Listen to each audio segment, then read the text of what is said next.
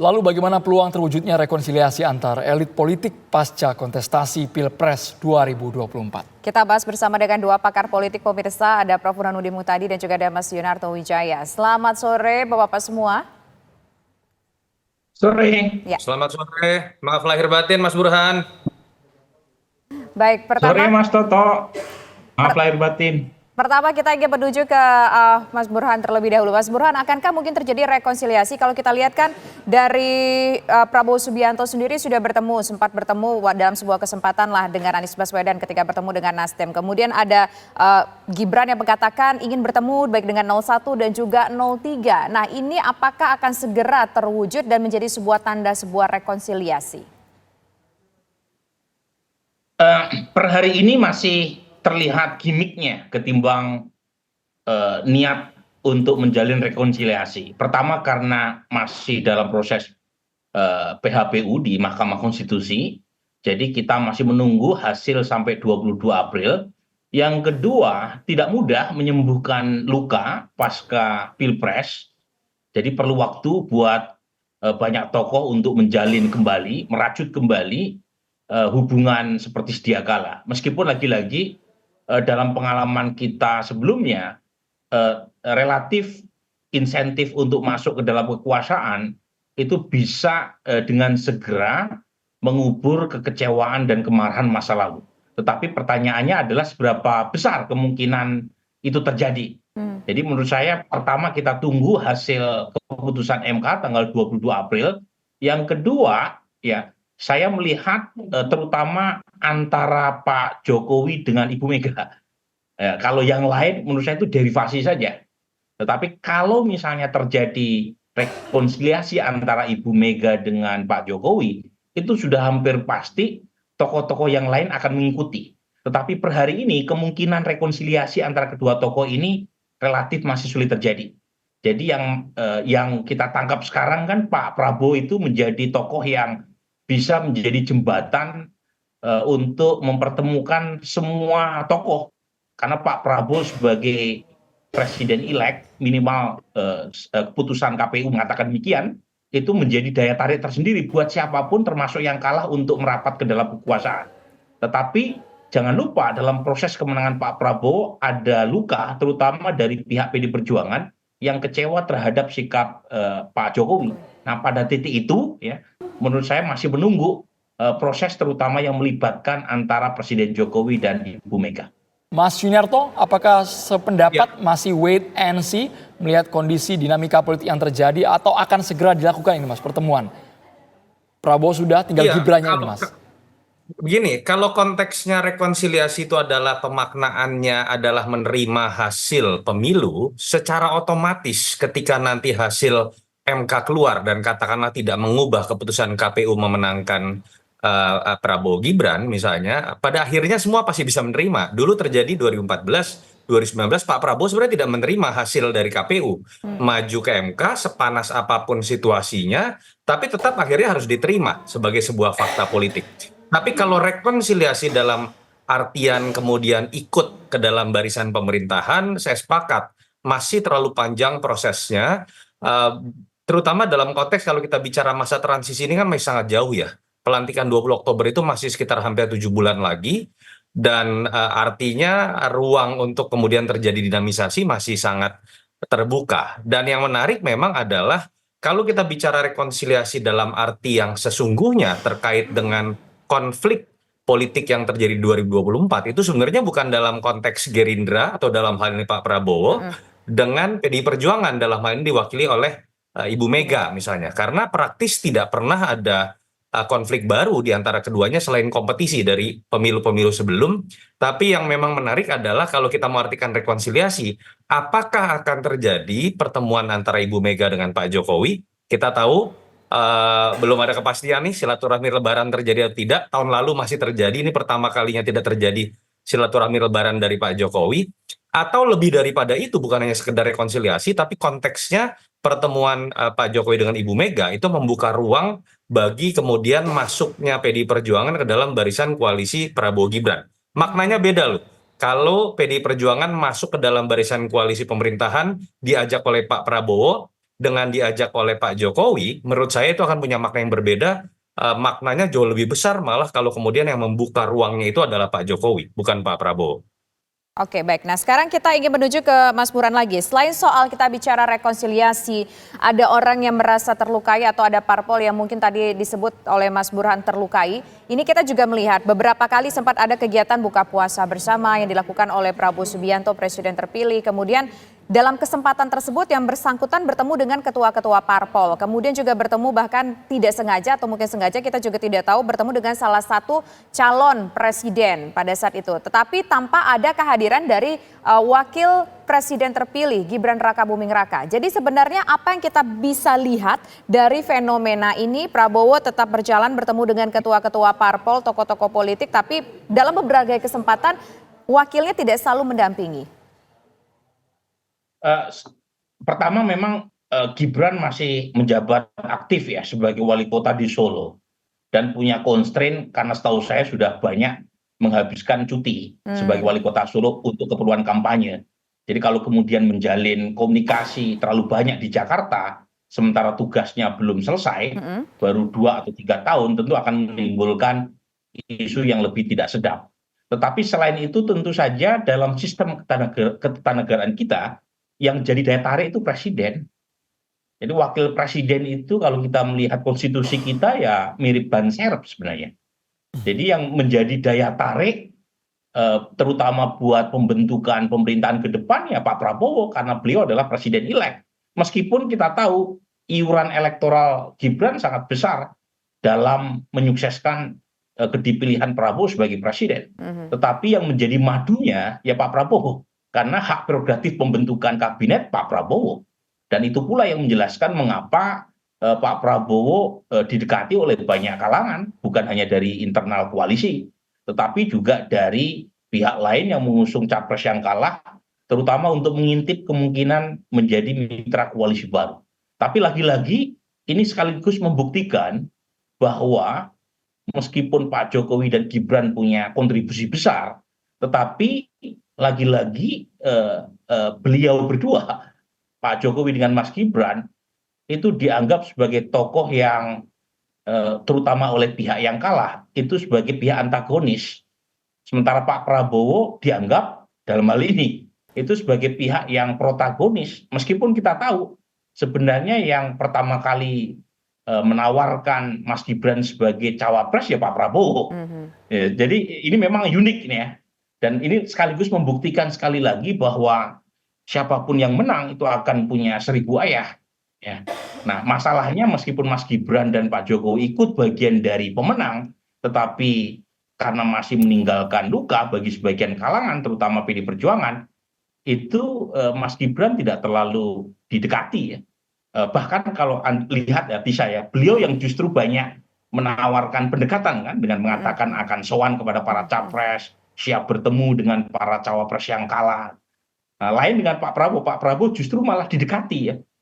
Jadi lagi-lagi saya baca memang posisi tawar presiden lebih besar ketimbang cawapres. Betapapun besar kontribusi Gibran dalam konteks memenangkan Pak Prabowo sebagai presiden. Tetapi ujungnya yang menentukan kue kekuasaan terutama di tangan presiden. Baik, Prabowo memang punya magnet tersendiri. Kalau Mas Yunarto melihatnya peluang untuk ke 03, Mas. Kalau untuk paslon 01 yang kita ingat bersama bahwa partai pengusung dari Anies sudah lebih dahulu sangat harmonis terlihat ketika bertemu dengan Prabowo Subianto. Tapi dengan 03 seberapa alot tarik ulurnya antara Prabowo Gibran dengan PDIP ini. Sesaat lagi Mas Yunarto ditanggapi. Kita harus jeda hanya di Kabar Petang pemirsa. Kita kembali ke Mas Toto. Berkali-kali sebenarnya Mas Toto dalam kesempatan yang berbeda Prabowo ingin merangkul semua pihak baik itu dari 01 maupun 03. Tapi kalau dalam konteks rekonsiliasi ini apakah memang begitu alot Mas untuk Prabowo Gibran merangkul PDI Perjuangan? Apakah ada sekat di dalamnya Mas Toto? Ya, rekonsiliasi tadi saya sudah sebutkan ada 2 makna dulu ya. Kalau rekonsiliasi 03 artinya rekonsiliasi terhadap Mas Ganjar sebagai seorang calon. Biasanya akan selesai ketika calon yang kalah menyatakan pengakuan kemenangan terhadap calon lainnya yang sudah ditetapkan oleh KPU dan nanti mungkin misalnya oleh MK. Dan biasanya sejarah membuktikan sepanas apapun proses akan berjalan dengan sendirinya. Di situ akan ada rekonsiliasi dengan sendirinya. Tapi terkait dengan PDI Perjuangan kan berbeda. Ini dalam konteks partai, ingin diajak masuk dalam konteks koalisi. Dan kita tahu polanya selalu sama kok. Selalu berbicara mengenai kalau sudah ada deal terkait dengan alokasi kursi menteri yang disepakati, secara otomatis akan masuk dalam barisan koalisi. Secara otomatis rekonsiliasi yang kita bahas di sini kemudian terjadi. Itu terjadi juga pada Pak Prabowo dengan peristiwa MRT dan diberikannya 3 alokasi kursi menteri. Nah, kalau ditanya peluangnya seperti apa, kita tahu pemegang kekuasaan terbesar di PDI Perjuangan terpusat hanya pada Ibu Mega, dan di elected presiden itu hanya Pak Prabowo, bukan wapres gitu ya. Artinya memang kalau dibaca dari dua sosok ini, sebetulnya tidak pernah ada konflik yang berlebihan, yang sifatnya personal yang bisa menjadi penghambat proses rekonsiliasi. Bahkan hubungan baik Pak Prabowo dengan Ibu Mega terjalin jauh lebih dulu dibandingkan dengan Pak Jokowi yang belakangan baru masuk politik. Tapi kan kita tahu ada Pak Jokowi di situ tanda kutip secara informal ya. Kita tahu secara tata negara hanya presiden yang punya prerogatif untuk kemudian menentukan alokasi menteri yang bisa kemudian jadi prasyarat membangun koalisi baru. Akan tetapi kan kita tahu faktor Pak Jokowi ini akan menjadi sebuah kesepakatan informal yang kemudian akan menjadi penentu juga dalam pengambilan keputusan apakah partai baru boleh masuk atau tidak, termasuk PDI di dalamnya. Dan yang menarik adalah kita tahu antara PDI Perjuangan, Ibu Mega dengan Pak Jokowi ada sejarah yang sepertinya belum selesai. Ada pertanyaan-pertanyaan kita belum tahu jawabannya sampai sekarang. Pak Jokowi masih kader PDI Perjuangan atau tidak misalnya.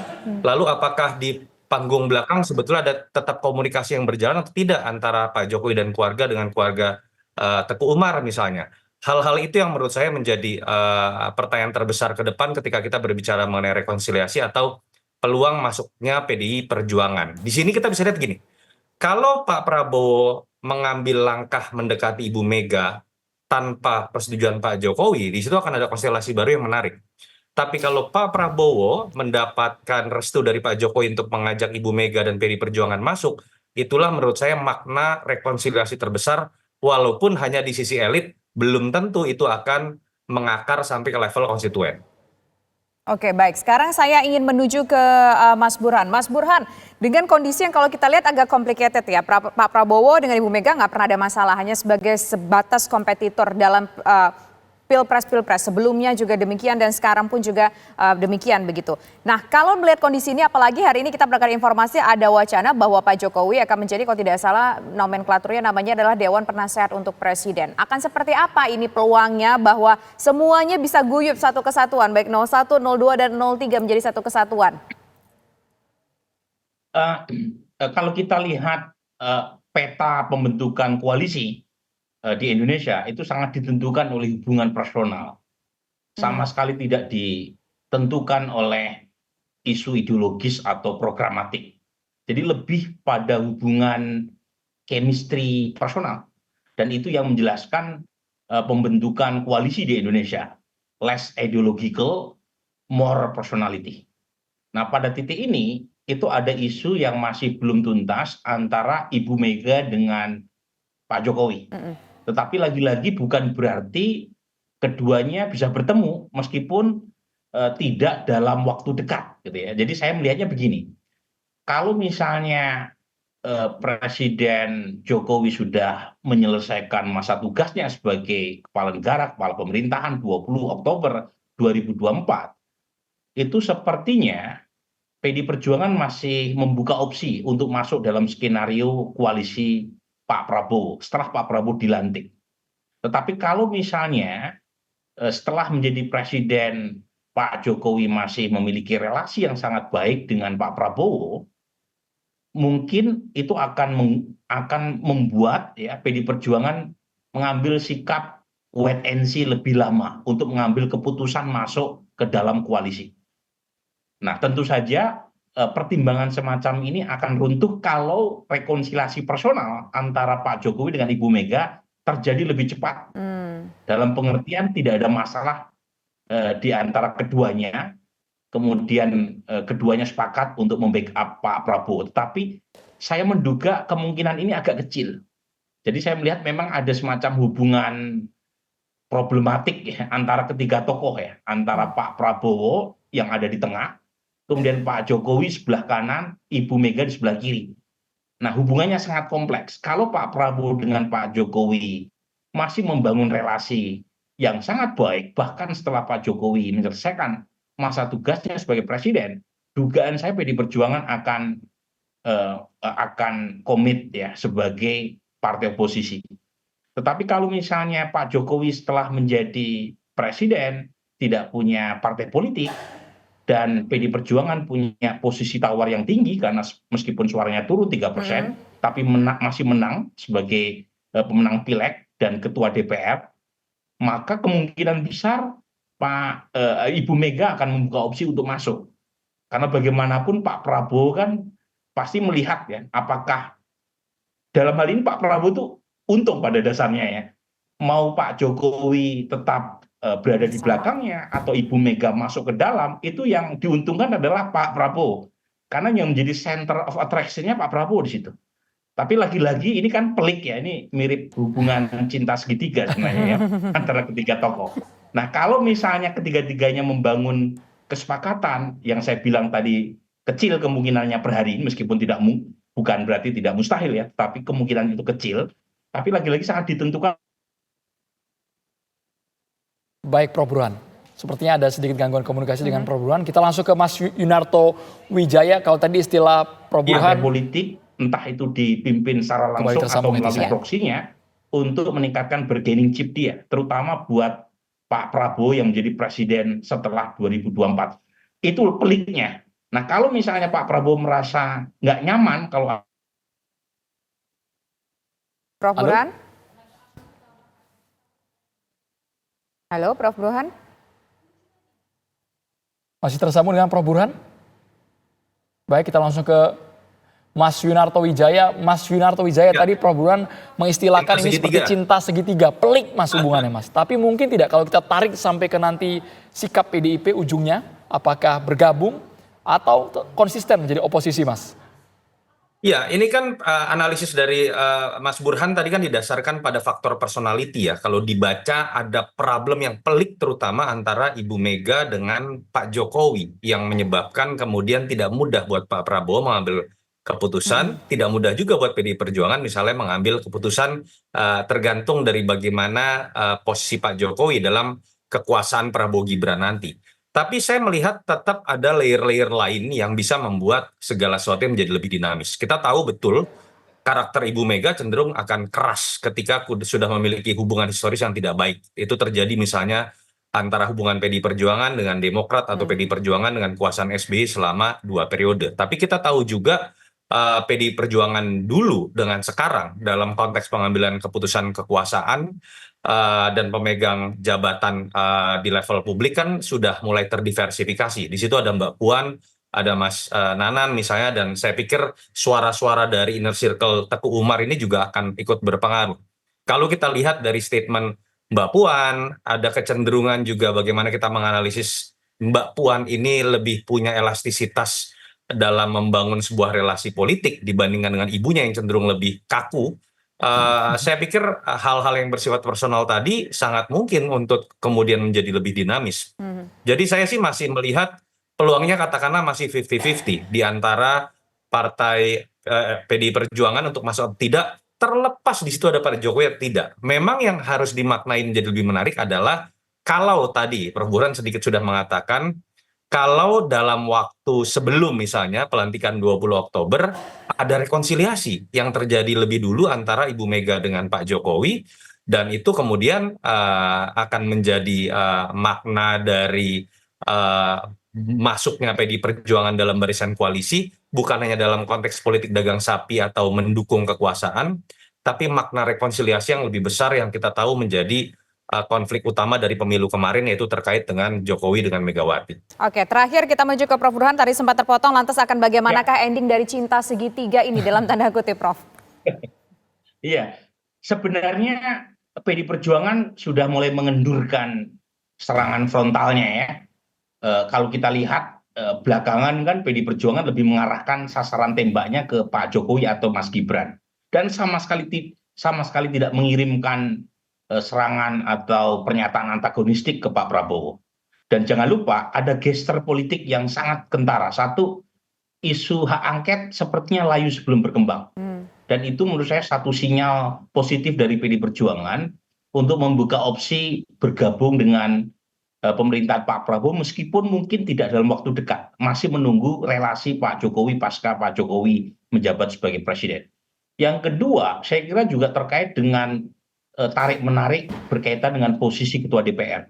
Jadi sepertinya PD Perjuangan mengendurkan serangannya juga karena masih berharap partai-partai pendukung Pak Prabowo tidak berpikiran untuk mengubah Undang-Undang MD3 yang membuat posisi Ketua DPR yang seharusnya dipegang oleh pemenang pemilu, yaitu PD Perjuangan, itu harus digantikan ke Golkar misalnya. Jadi dua itu saya kira, kalau misalnya dua kesepakatan ini diambil, meskipun koalisi tidak bisa dilakukan dalam waktu dekat, tapi minimal terjadi win-win antara PD Perjuangan dengan Gerindra.